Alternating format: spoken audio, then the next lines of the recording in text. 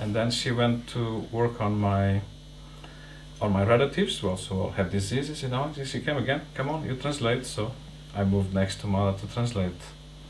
Then mother gave realization, and after realization, mother decided to work on each and every person, and people made a queue. I was in a rush to go and be treated by mother. So every time my turn came, mother said, "Sir, go to the back of the queue." And I went to the back of the queue. Then I lost patience and I started jumping the queue. I appeared again. "Sir, go to the back of the queue." 2 or 3 times mother sent me to the back of the queue. At last there was no one left, only me, you know. Then mother worked on me. And I was so ill that I think I can't measure time in those situations, but mother must have worked on me 40 minutes or so, so it was serious. So that's why I had to be the last one, otherwise the people on the queue would have to wait so long.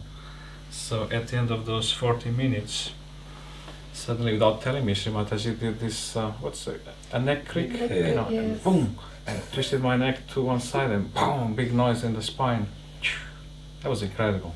And then suddenly, bang, cricked the head, opposite direction. Then without telling me, she picked up from her handbag a thing called Netranjan, I don't know how to say it properly, it's a kind of very strong eye medicine, and she put a massive amount on each eye. At that moment I went blind, you know, totally blind, you know. But it was so blissful that I said, you know, I don't mind, I like it, this is fantastic, you know. And that was the strongest, you know, experience of self-realization I cannot describe, you know. Even though I was blind, most people, you know, were blind, now they can see well. I could see, now I'm blind. But it was absolutely a tremendous experience. And this by now was about 2 a.m. Shri Mataji said, "I'm going to go tomorrow to Spain, you know.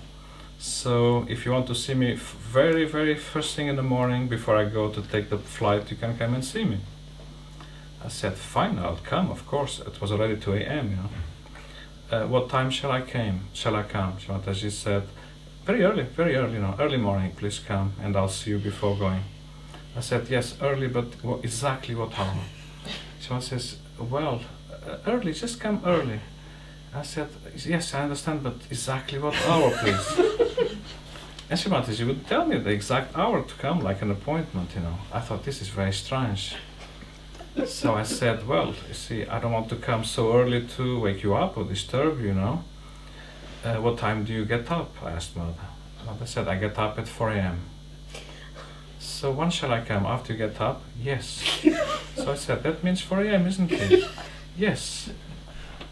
So I came at 4 a.m., you see, except I didn't manage to make it at 4 a.m. My motorbike broke down, you know, ran out of petrol, so I had to run all the way to try and reach there at 4 a.m. I arrived at 5 a.m. pouring in sweat, you know. So I banged on the door and banged, you know. Then Maria Amelia came and opened the door, dressed in the pajamas, 5 a.m. "What happened to you, you know?" I was in sweat, was pouring, my suit was totally drenched. I had run for an hour to be on time. I was 1 hour late, in fact. "I'm very late to see mother, it's 5 a.m. I'm here now, tell her that I've just arrived." And she said, "You see, you need to meditate." Just sit down, you know.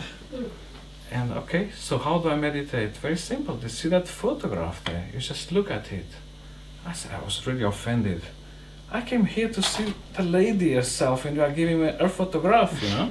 Is this what you call meditation? She said, try it, you know, try it, you know. Well, I tried it, you know, and that really was a very special meditation, even without mother in person. About,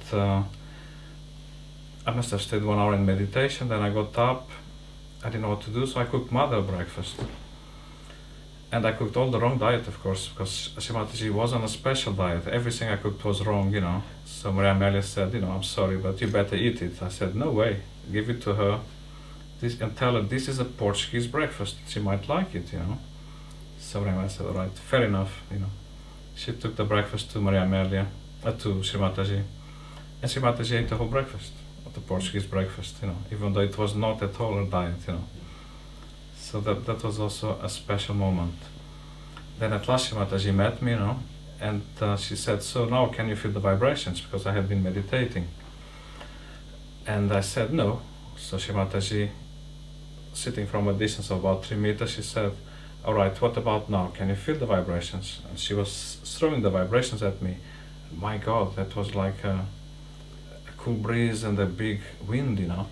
And I said no. And then she started blowing it. Every time she blew it, it was like having a bath, you know. Can you feel the vibrations now? I said no.